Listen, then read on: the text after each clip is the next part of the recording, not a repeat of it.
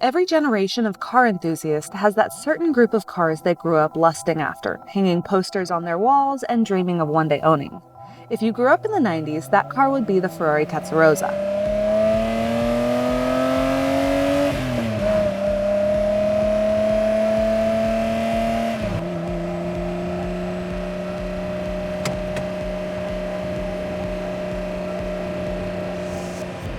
Not only was it a hit because of its beautiful design, but it also has many design enhancements over its predecessor, the 512BB. Unlike the 512, the Testarossa has its engine mounted on top of the transmission and large radiators mounted in the rear to prevent the cabin from heating, which was always a big issue in the Boxers.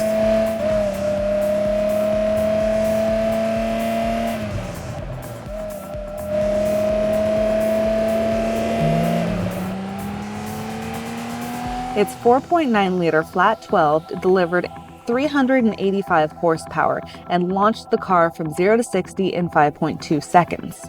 With a top speed of about 180 miles per hour, the car was described by Ferrari as a 300 km per hour living room. The TR began production in 1984 and ended in 1991 with the upgrade to the 512 TR. Then, in 1996, it was upgraded again to the 512 M. Almost 10,000 cars in total were produced, making it one of the most mass-produced models to come out of the Ferrari factory. Testarossa name paid homage to the famed World Sports Car Championship winner, the 1957 250 Testarossa, which was a sports racing car. Testarossa literally means redhead in Italian and refers to the painted red cam covers sported by both cars' 12-cylinder engines. The Testarossa is a rear mid-engine mounted car, which means it has a very low center of gravity, and that gives it a lot of stability and great cornering, which is always what you want in a car like this.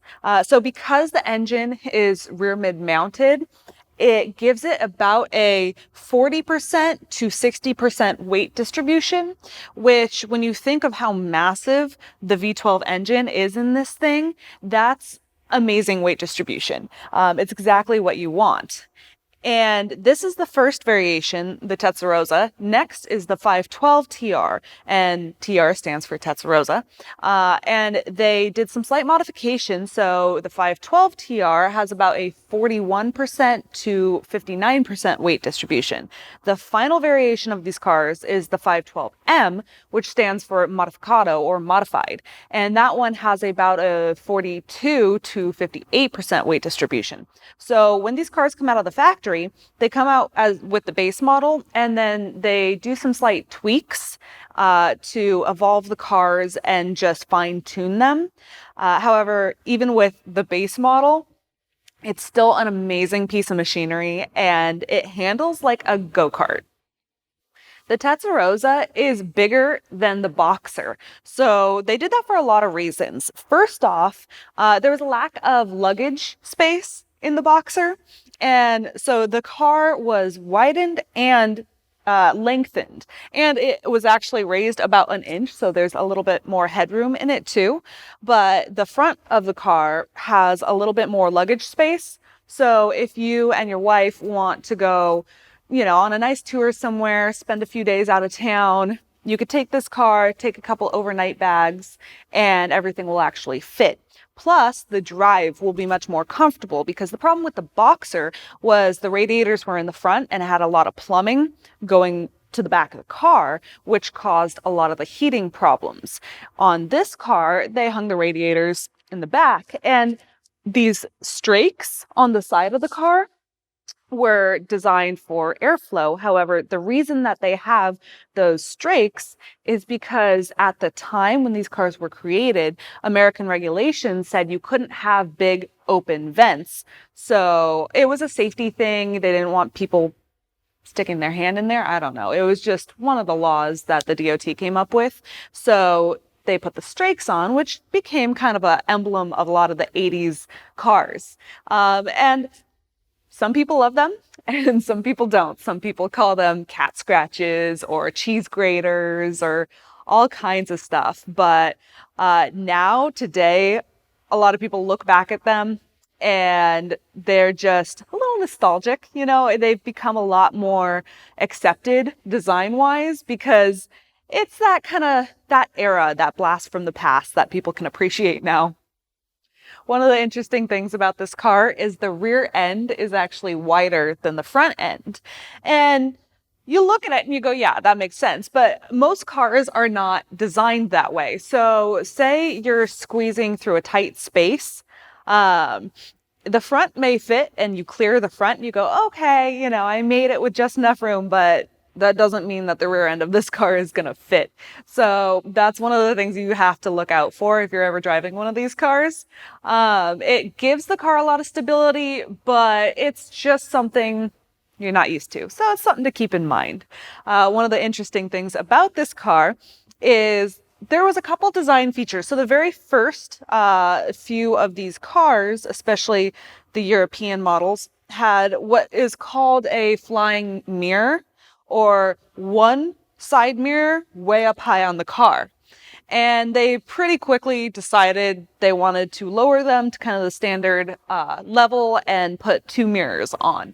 But once in a while, if you see these cars, you'll see one with one single mirror way up high. And they're not any different otherwise. That's just one little feature. And it was only on the Testarossas, not the 512 TR or the 512 M. It was a very early feature. So if you see that, you know that it's a very early model car. When it comes to the Testarossa, they're definitely not one of the easiest cars to service. So basically, the entire rear end of this car has to come out to service it. So you put it up in the air and you drop everything out of the car. And because of this, the services are quite a bit more expensive, just because there's so much labor involved. Eventually, Ferrari designed their cars to where the labor was less. You didn't have to take the whole engine and everything out of the car. You can do a lot of the work in the car, which cuts down on service costs. So when you're looking to buy a Testarossa, you definitely want to make sure the car has had a recent service. This car, we got it about a month ago and went through the paperwork, and within a day of having it, realized it hadn't had a service in a few years. So just because we know it, we like selling a car with a fresh service. So we immediately called up the shop and said, hey, come pick it up. And so it was here for a day, left for a service for a few weeks, and we just got it back. So, now it has the fresh service, cam belts, everything that was needed has been taken care of. And that's something to look for. I generally suggest looking for a fully serviced car. But especially in something like this, where not only is the service normally expensive, but it gets into the deferred maintenance.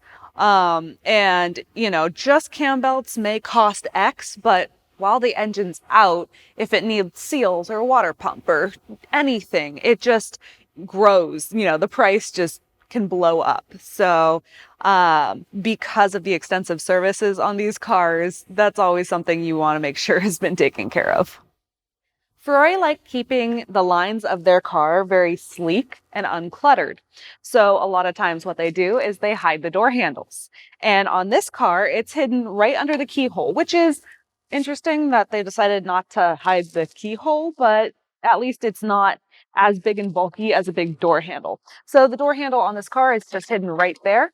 And then on the door panel, the same kind of thing. The door handle is also hidden, although not quite as inconspicuous, but it's just right here. So when you're getting out of, oh, nope, that one's the ashtray. And then this one is the door handle right here. So when you're getting out of the car, it's kind of hidden, but it gives the car that sleek look. Some unique features about this car. The pedals are pretty offset to the right-hand side. So when people were driving, they were complaining a lot that their knee was hitting the key. And Ferrari's solution to that was to take the key and make it bend. So technically, I guess you're supposed to be able to put the key in the ignition, turn the car on, and then bend it out of the way, which doesn't really work, but, it was a nice try. Another feature about this car, and that just, it was present on a lot of cars in the 80s, and I hate it, is the little runner seat belts. So when you turn the car on and close the door, the little seatbelt will go back and just choke you to death. And I hate it so much. I always just want to take this off. Plus, I think it's silly because it's like, okay, the top one's automatic, but then you still have to go in and manually click this one in. So you're not really taking away any of the effort because you still have to buckle yourself in. It's not fully automatic, but whatever, I guess it works. Also on these cars, they have a little dome light right here, like all cars. However, this one, when you turn it on, it's adjustable, so you can kind of point the light whichever way you want, which is kind of funky. And then another thing is, when I first got in this car earlier, the radio was on. And so my first instinct was to go turn it off. And I had forgotten that they hide the radio up in the dash under a little leather cover. So to access your radio, you have to pop that open and play with it that way. You know, they're the little features on this car that, they're very 80s and they're very fun. They're kind of, unique and give the car a lot of personality. There's a time, probably around 2010 or 11, we sold one of these cars, a really nice Testarossa like this one, that just like this one had the fresh service, same rough mileage. This one has 18,000 miles, but the one we sold also had a full luggage set. And it's just always nice to have that luggage set. It adds that little extra a little extra, I don't know, fanciness, I guess. But we sold that car for $45,000. And for a long time, the Testarossa was one of those very undervalued cars. In recent years, they shot up in price. They doubled, then doubled again. And the problem when cars do that in price is at $45,000, there's this many buyers for the car. At $90,000, there's half as many.